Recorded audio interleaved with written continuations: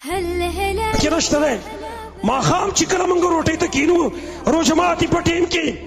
هر سړی په لوښو باندې راولېږي خو دا چا خیال نه دی کړی چې د غریب دا کم مزهدار خوراک ما پخ کړی دا به هغه خوړلی که نه به یې خوړلی کله کله که ستاسو خیر وي په دې ګاونډ کې د سنا نه راولګي که نه ښایسته خوراک یې نه پخ کړی که نه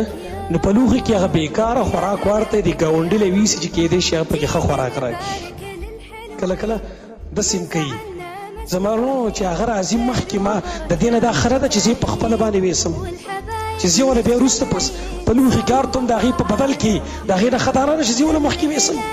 چې هغې ته خپل خوراک هم پاتې شي لکه عبدالله ابن عمر رضی الله عنه هغه وایي مۍ ته زړه شوی مۍ نه میلاوېده په مدینه کې مۍ نه میلاوېده څه موده پس مۍ میلاو شو چې مۍ میلاو شو خوړې او دا وایي د بیمارۍ نه لږ روغ شوی نو کمزوری شوی چې چېرته له څه ښه خوراک وکړمه مۍ چې کله له پوخ که څه په خوارو زارو پیدا شي په دې دوران کې مسکین راغی دی راولګېد هغې په روټۍ کې ونغښته یوه نوڼه یې تینده کړې ویل دغه غریب له ورکوي ویله هغه غلام یې راولګېده مخکې چونکې اوس یو درهم ورسره و دا خوراک یې ویوړ خو هغه مسکین یې ورکړ ویل دا روپۍ واله او دا خوراک به دا بېرته موږ ویستو هغه ویل بس ټیک ده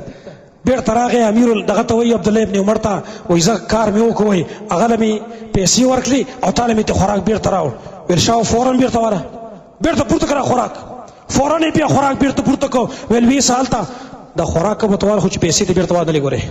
پیسې مو ته پرېږده هر څه ورته پرېږده دا ایثار دی زما وروڼو راځئ زما وروڼو په دې رمضان کې د ایثار ماده پیدا کړو بل انسان په ځان باندې غوره کړو